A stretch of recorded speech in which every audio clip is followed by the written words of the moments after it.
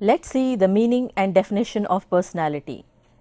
Different individuals react and respond differently to the same situation under the same conditions. The way an individual reacts to a situation differentiates him from the other individuals. This is unique to an individual.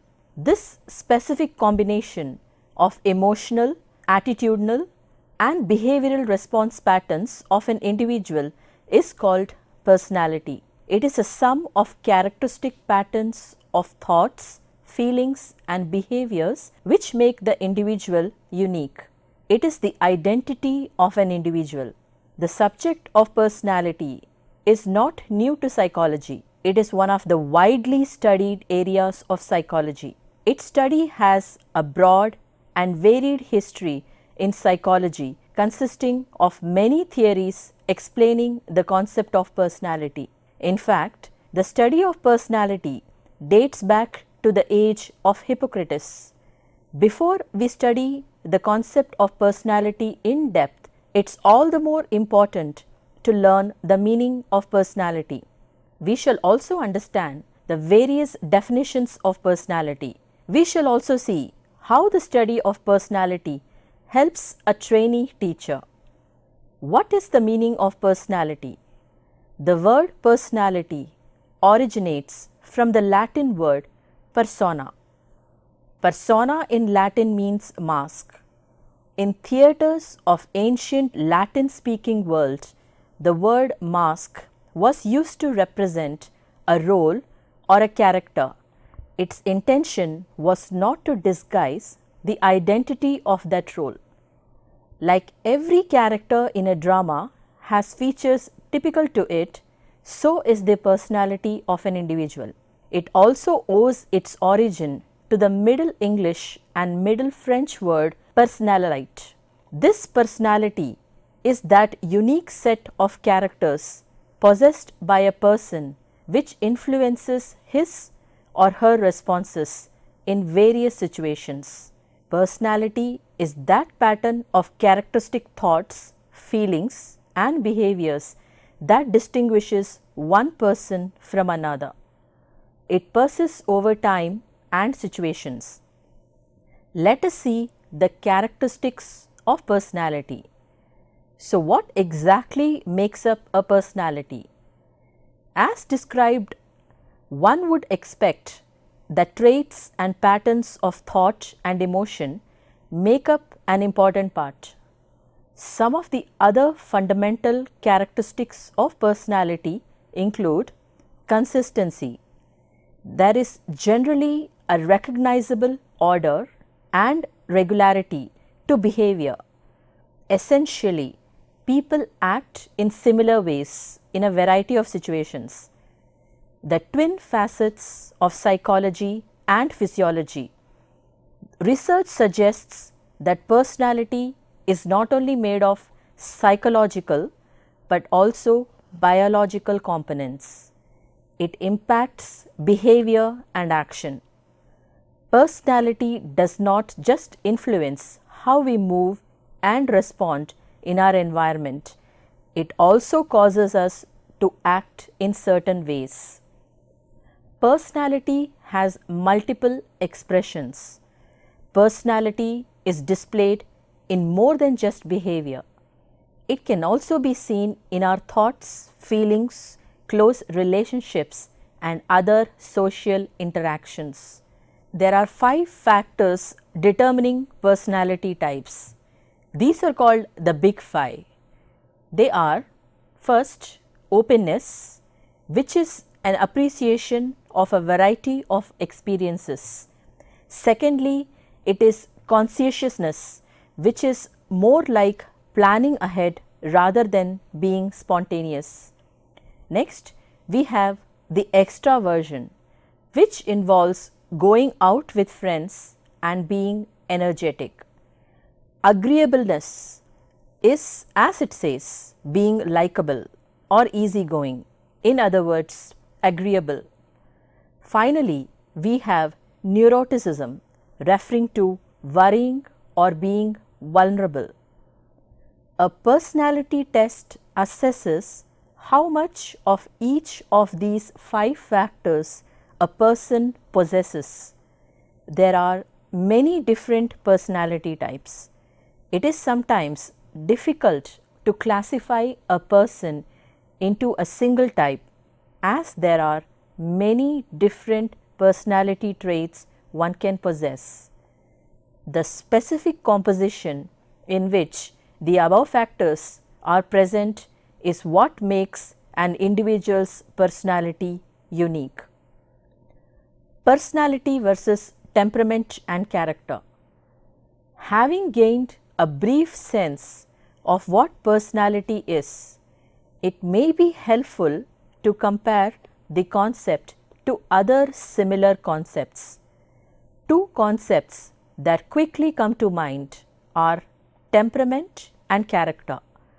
In everyday language, these terms are sometimes used more or less interchangeably with personality. Historically, they have often been used in context of the term personality. Within psychology, however, they have distinct meanings. Temperament usually refers to those aspects of psychological individual traits that are present at birth or at least very early on in child development. They are related to emotional expression and are presumed to have a biological basis. Character, on the other hand, usually refers to those personal attributes that are relevant to moral conduct, self-mastery, willpower, and integrity. So, how do psychologists define personality? There are different definitions of personality proposed by different psychologists. According to Morton Prince, personality is the sum total of all the biological innate dispositions, impulses, tendencies, aptitudes, and instincts of the individual and the acquired disposition and tendencies. In 1997, Funder defined it as individuals' characteristic patterns of thought, emotion, and behavior together with the psychological mechanisms, hidden or otherwise, behind those patterns. In 1974, Fromm defined personality as the totality of individual psychic qualities, which includes temperament, one's mode of reaction, and character. In 1951, Murray defined personality as the biological governing organ or superordinate institution of the body as it is located in the brain. In short, no brain, no personality.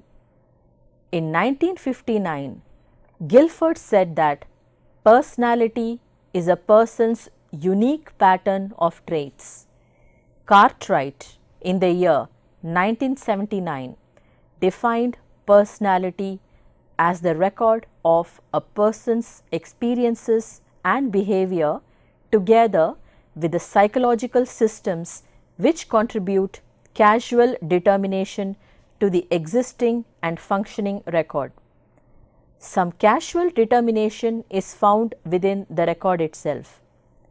Hall, Colvin, and Gardner in the year 1985 said that personality is the impression a person makes on others. It refers to his or her social skills, charismatic qualities, and the like. In the year 1990, Berger defined personality as the individual's unique and relatively stable patterns of behavior, thoughts, and emotions. According to Feldman, personality is the stability in people's behavior that leads them to act uniformly in different situations and over extended periods of time.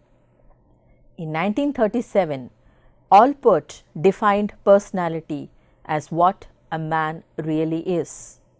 This statement indicates that personality is the typical and peculiar characteristics of a person. In 1961, he modified it to define as a dynamic organization within an individual of the psychophysical system that determines his or her characteristic behavior and thought.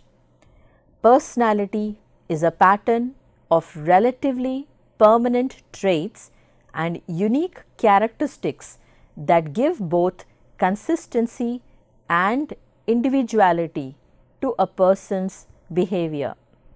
Kempt has defined personality as the habitual mode of adjustment which the organism effects between its own egocentric drives and the exigencies of the environment. May and Hartshorne emphasized the social aspect. According to them, personality is that which makes one effective and give influence over others.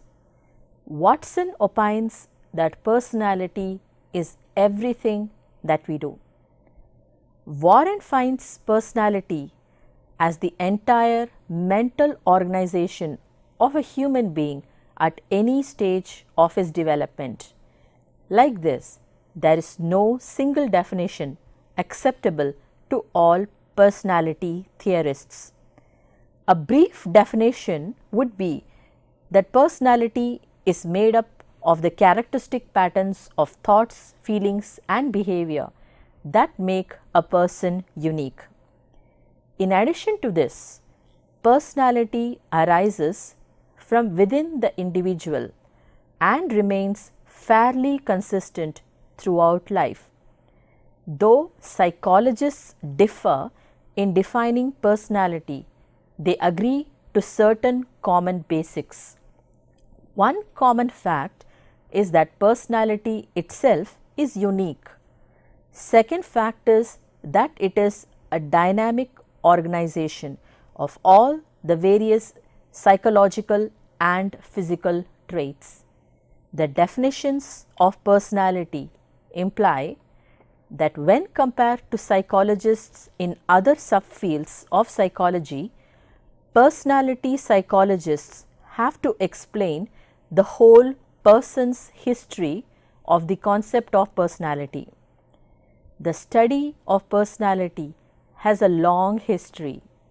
Since ancient times, humans have sought to explain behavior by categorizing personalities into distinct types. Personality assessments have been developed over the past several centuries to describe certain aspects of a person that remain stable throughout a lifetime. For instance, the individual's characteristic pattern of behavior, thoughts, and feelings. Plato explained the human soul as a seat of personality. He said that soul consists of three basic forces guiding human behavior, namely reason, emotion, and appetite. Aristotle, one of Plato's students and the teacher of Alexander the Great, referred to the seat of personality as the psyche. He distinguished that the psyche includes three faculties which he organized in a hierarchy of importance. The first faculty is nutritive, which is human organism's basic drive to meet bodily needs. The next and higher faculty is perceptual, which is the ability of mind to interpret sensory data. The last and the highest faculty is intellectual, which is unique to human beings alone. Niccolo Machiavelli, a Florentine diplomat and political thinker, believed that personality is best understood in a social context. He saw two primary forces as defining human character.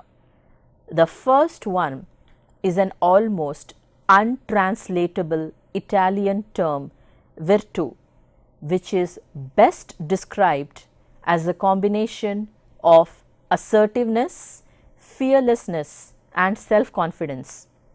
He called the second force fortuna, which is the Latin word for luck. René Descartes, a French philosopher, viewed human personality as the product of the interaction between the soul and the body. Based on the observation of an anatomical dissection, he even noticed that the pineal gland at the center of brain is the point of contact of the soul and the body. This has been a very dominant view in the West after the 17th century. The first known personality model was recorded by Hippocrates, postulating that one's persona is made up of 4 temperaments called the 4 humors. Another Greek physician, Galen, extended Hippocrates' theory. He applied one body fluid to each temperament proposed by Hippocrates. These fluids are blood, mucus, black bile, and yellow bile.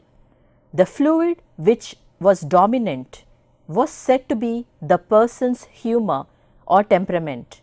This theory became very popular during the Middle Ages and prevailed for over a millennium.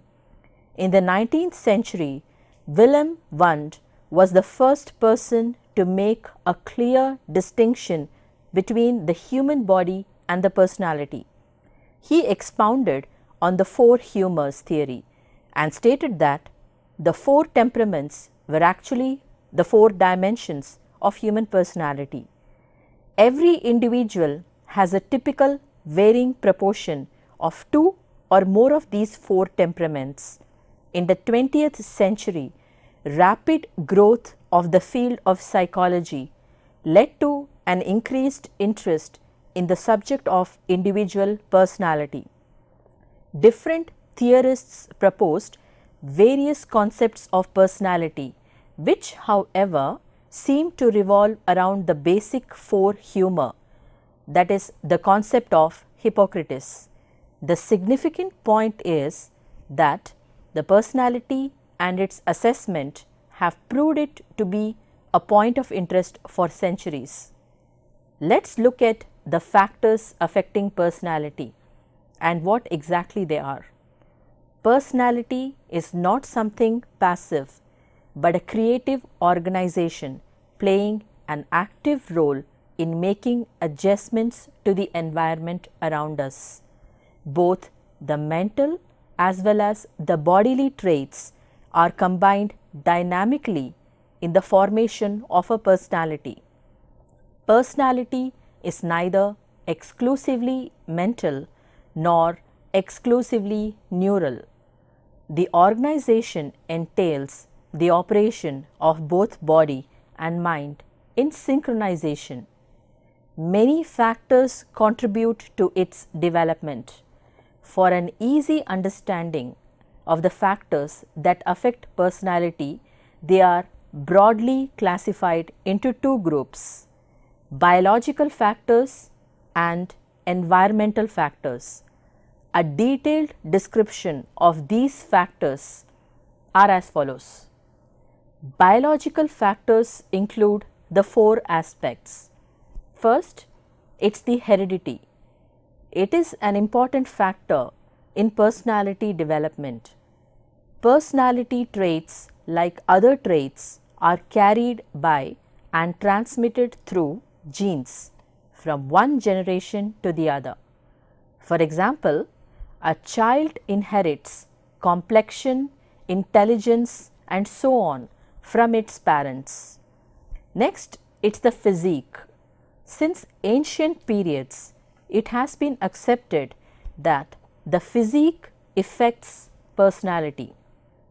Physique refers to the biological makeup of an individual resulting from both genetic and environmental influences which determine his reactive potentialities. Third, we have the endocrine glands. These glands secrete hormones. Any overactivity or underactivity of these glands can cause increase or decrease in hormones, resulting in personality disorders. For example, excess of thyroxine hormone leads to tension and unstableness. Deficiency of adrenaline secretion causes fatigue, anemia, loss of appetite, and so on. The nervous system is the next. Mental abilities, sensory and motor skills are controlled by the nervous system. Now let us look at the environmental factors. The environment affects the individual almost totally except his genes. Some of the environmental factors that have to be taken into consideration while understanding the effect of environment on personality are, first and foremost, the home. Home has an immense effect on the personality development of an individual. Parents' behavior and attitude, their expectations from the child, their education and attention to the child influences the child's personality. Studies have found that children from small or medium-sized families show more adjustment than the ones from larger families. Even the economic status of the family affects the child's personality. Next, we have the school. After home, school is the next important socializing agent because the child spends a lot of time there. In school, the student comes in contact with teachers whose personality influences him or her. The student's personality is also to a great extent influenced by peer interaction. The school atmosphere and discipline of the school also influence the student's personality. Next, we have maturation. Maturation provides raw material for learning and determines to a large extent the more general patterns and sequences of the child's behavior. What about the early experiences? Personality is greatly influenced by one's early experiences. For example, a child subjected to undue discouragement at an early stage becomes self-centered later on. Success and failure. Do they play a key role in determining an individual's personality? Many think so. Success motivates the individual and increases the level of aspiration, while failure leads to the development of negative traits like inferiority complex, escapism, and so on. This influences one's adjustment and self-concept about one's abilities. Thus, personality is a comprehensive concept that gives importance to the growth and development of the child as an organized whole. Let's see the significance of studying personality.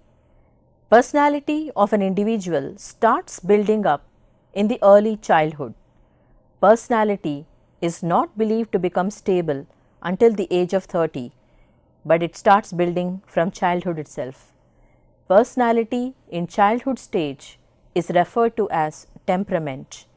It is regarded as precursor to personality in adulthood. Research shows that in both children and adults, genetic makeup exerts a greater influence on personality traits than environmental factors. Personality is dynamic, that is, It is constantly evolving and changing. A newborn infant lacks personality because his or her behavior keeps on changing. An infant's personality is influenced by heredity and by surrounding conditions. Personality development begins at birth and gradually unfolds until death. Some researchers have investigated to see if the happiness and outgoing nature seen in adults starts building up from the childhood stage. Findings of these researches show that high degrees of sociability and low degrees of shyness exhibited in childhood are related to being extroverts and life satisfaction in later stages. The EAS model is used to assess temperament in children. This model measures levels of emotionality, activity, sociability and shyness in children. Emrc and Costa developed the Big Five model, which assesses personality traits in adults.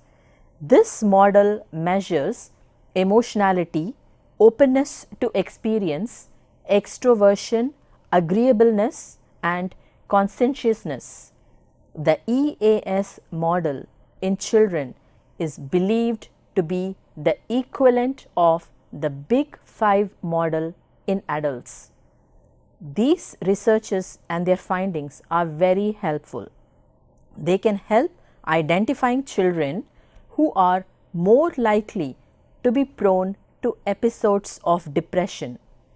They can also help in identifying the types of treatment that such children are likely to respond. Teachers in many ways are ideal judges of a child's personality. Teachers do get to know children quite well. Personality traits that teachers observe in elementary school children may predict healthy and unhealthy behavior among adults decades later on. A study was conducted on 963 grown-ups in which they were asked to fill a 16 questions questionnaire. An assessment of their behavior and health was done. These results were compared to the personality assessments made by their teachers decades ago in the elementary school stage.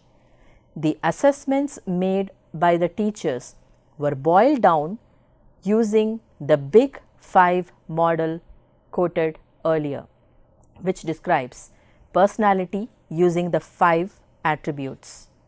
Overall, the study found that the assessment made by the teachers at the elementary stage was a good measure of predicting the adult's personality. For example, less agreeable girls were more likely to become smokers. Emotionally unstable students were more likely to drink alcohol. Extraverted students are more likely to grow up to be healthier adults. In other words, an individual enters adolescence with personality characteristics and life experiences already accumulated during the first decade of life. Temperament observed in childhood is a strong predictor of adult behavior. This speaks about the importance of understanding personality because it follows us across time. As after home, school is the place and teachers are the ones with whom a child spends most of its time. There is a greater responsibility on teachers in molding them.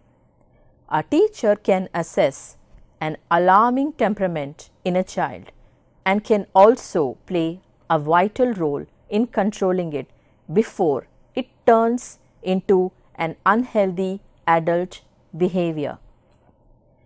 So, let's sum it up. As is clear, from whatever we have discussed so far, personality is a set of qualities that distinguishes a person from the other. It is the impression a person makes on others about himself or herself. Personality assessment has been a point of interest for centuries. Today, it is a $1 million industry. It is being widely employed by companies, businesses, lawyers, colleges, and whatnot to understand and analyze the people they are going to deal with. But what we have to understand here is, before the personality establishes itself to a relatively stable state, it first takes birth in an infant. Then it starts developing and evolving in children. Children spend most of the active part of their life with their teachers at school. Many of them take their teachers as role models and try to mend their ways according to the style of the teacher. Also, the teachers get to observe children and their responses in various situations. This enables them to analyze the temperament of the child, which forms the basis for the adult personality. So, the study of the concept of personality has a twofold significance in a teacher training course. First, it educates the trainee to appreciate the importance of carrying a positive personality, because it has a great influence on their students. Second, a teacher can assess the behavior of a child and predict what is going to be in adulthood. A teacher can also play a pivotal role in properly treating the negative elements in a child and creating a positive personality for the future.